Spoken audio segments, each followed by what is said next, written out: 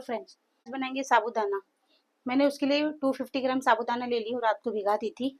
साबूदाना शामिल करने के बाद लेवल पे पानी रखना है तो झरझरा साबूदाना भीगेगा। एक टमाटर छोटा साइज का, 3 हरी मिर्ची, कुछ करी पत्ते, व्हाइट क्रिस्टल शेंगदाना हमें पाउडर बना लेना है और एक आलू छोटे छोटे पीस में कट कर लेना है। तेल शामिल करके हम आलू शामिल कर देंगे। एक आलू था ये, आप जितना चाहे ले सकते। इसे थोड़ा सा फ्राई कर लेंगे। साबूदाने में हम शेंगदाना जो पीसे थे वो मिक्स कर लेंगे अच्छी तरीके से और हाफ टी स्पून से नमक भी मिक्स कर लेंगे कि बाद में क्या होता है ना, अच्छी तरीके से मिक्स नहीं होता है तड़का देने के बाद में। तो पहले हम नमक और शेंगदाना मिक्स कर लेंगे। देखिए आलू भी फ्राई हो चुके हैं। अब हम आलूओं को निकाल लेंगे।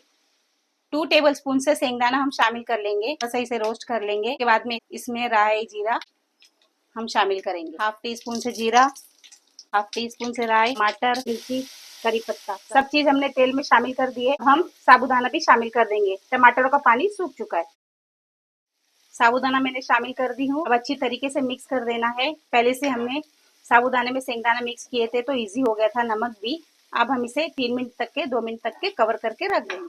2 मिनट हो चुका है। अब हम आलू शामिल कर देंगे। आलू तो मैंने फ्राई की थी, ऑलरेडी गला हुआ है। आलू शामिल कर दिए हैं। आलू ऑलरेडी गला हुआ था फ्राई करने के टाइम पे। खाली 1 मिनट चलाई हूँ, इसको मिक्स कर दी हूँ पूरा। और साबूदाना भी अच्छी तरीके से पक चुका है। वीडियो को लाइक कीजिए, फ्रेंड शेयर कीजिए एंड चैनल पे आप नए हैं तो सब्सक्राइब जरूर कीजिए। तो अब हम हरी धनिया इसमें शामिल कर देंगे। लुक अब मैं आपको दिखाती हूँ, देखिए कितना झरझरा बना है साबूदाना। चलिए तो फिर अब हम प्लेटिंग करते हैं। बन के तैयार है साबूदाने की खिचड़ी। आप भी इसी तरीके से बनाएं एंड वीडियो को लाइक कीजिए, शेयर कीजिए। चैनल पे आप नए हैं तो सब्सक्राइब जरूर कीजिए। Thanks for watching.